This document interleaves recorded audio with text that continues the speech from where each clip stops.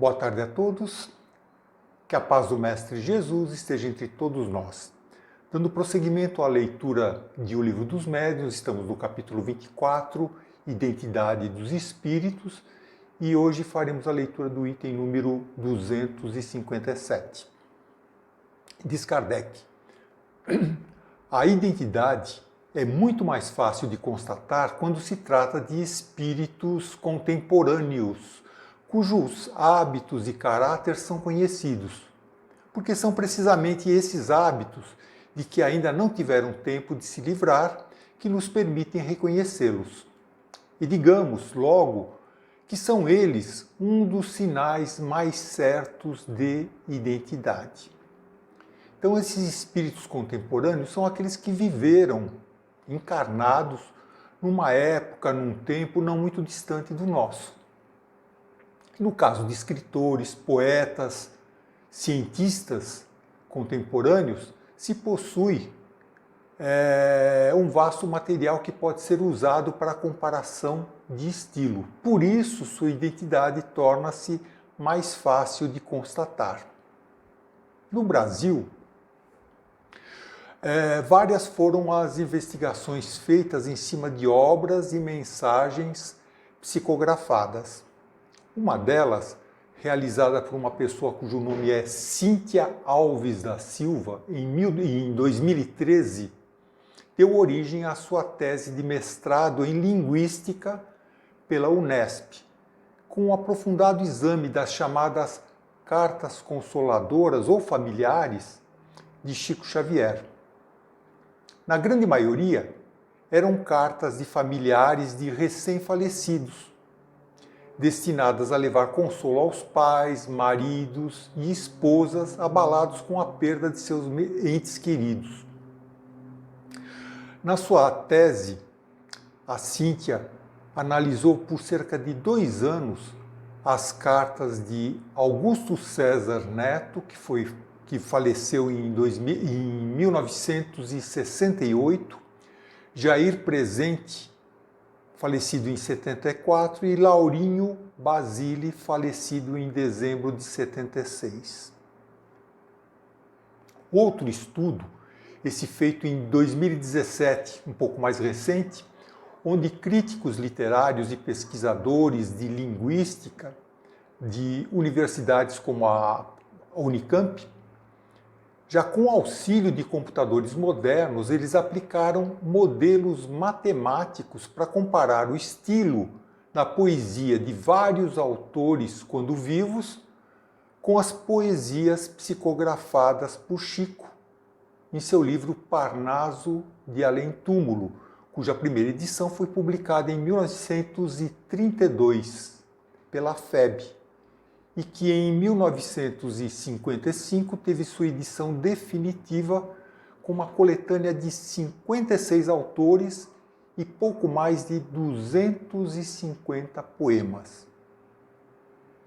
Esses estudos, tanto os de Cíntia quanto os da Unicamp, eles não buscavam comprovar a existência de espíritos, mas demonstrar que os escritos psicografados por Chico, do ponto de vista da linguística, são coerentes e indicam terem sido formulados por pessoas diferentes. No caso dos poemas, cada poeta tinha um estilo e uma estilística completamente diferente dos outros. Número de sílabas, acentuação fonética, semântica, bem diferentes uma das outras. E a conclusão a que chegaram é que tanto Cíntia quanto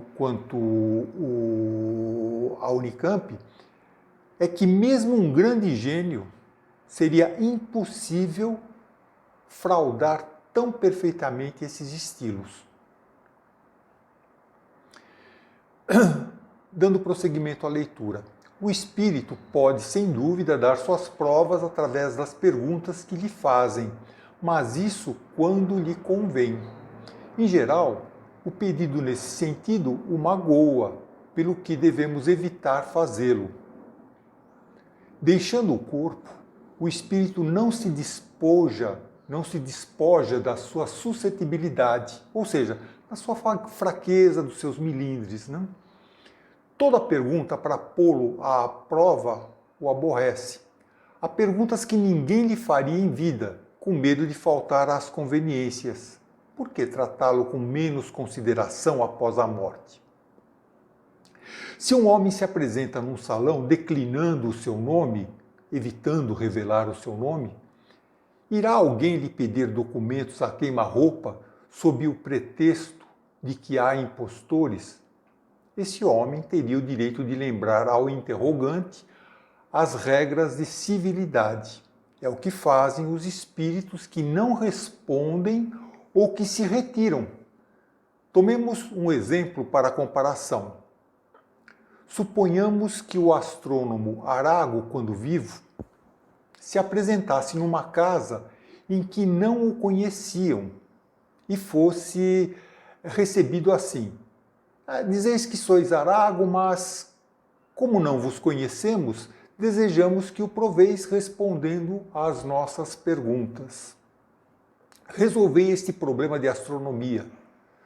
Dai-nos o vosso nome, prenome e o dos vossos filhos. Dizei o que fazeis em tal dia, a tal hora, etc. O que ele responderia? Diz Kardec. Pois bem, como espírito, fará o que faria como vivo, quando vivo. E os outros espíritos farão o mesmo. Ou seja, virava as costas e ia embora. Obviamente, não se deve deseducadamente questionar um espírito, tipo, qual é o seu nome de verdade? Conta o seu nome aí de verdade. O que você fazia quando era vivo? São perguntas que só aborrecem e não garantem de forma alguma a identidade do espírito.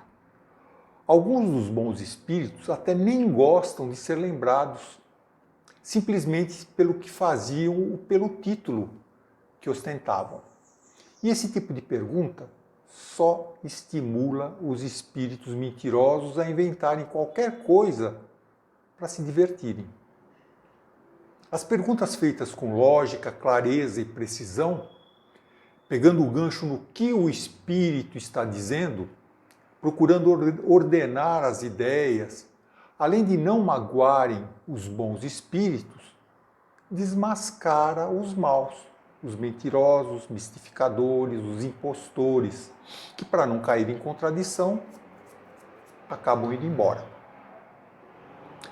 Quanto a Arago, é interessante lembrar que foi um físico, astrônomo e político contemporâneo de Kardec, falecido em 1848. Através de um de seus estudos, quando vivo, foi comprovada a teoria ondulatória da luz.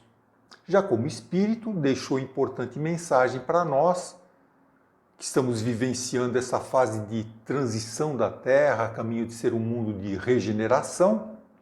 E essa mensagem se encontra no capítulo 18 da quinta obra da codificação, a Gênese, sob o título São chegados os tempos, sinais dos tempos. A edição mais moderna da Fundação Espírita André Luiz, a FEAL, é ligeiramente diferente da edição da FEB e não foi colocado o nome dos seus autores espirituais. Mas na 18ª edição da FEB, consta a autoria do item 8 desse capítulo como sendo ditado por Arago, onde, dentre outras explicações científicas, fala da depuração dos espíritos encarnados e desencarnados, das comoções pelas quais o planeta passará, que estamos passando atualmente, e de enfermidades que acometerão plantas, animais e os homens. Olha só que coisa impressionante. Estamos passando bem por essa época. No finalzinho do item 8, Arago deixa a seguinte mensagem que eu vou ler da edição da FEB.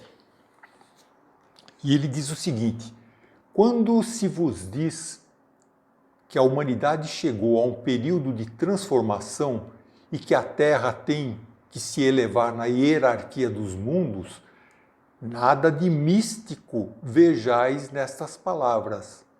Vede, ao contrário, a execução de uma das grandes leis fatais do universo, contra as quais se quebra toda a má vontade humana.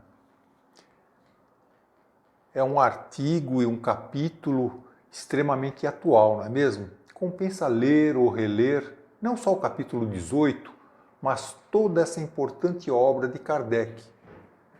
Não importa qual seja as edições, essa última aqui é considerada como a primeira edição autêntica de Allan Kardec, obra original. Mas as outras também trazem realmente, de uma forma muito positiva, toda essa mensagem dos espíritos. Então, ficamos por aqui no dia de hoje, na leitura do item 257. Na próxima semana, se assim Deus o permitir, daremos continuidade à leitura desse importante capítulo e que a paz do Mestre Jesus permaneça conosco agora e sempre.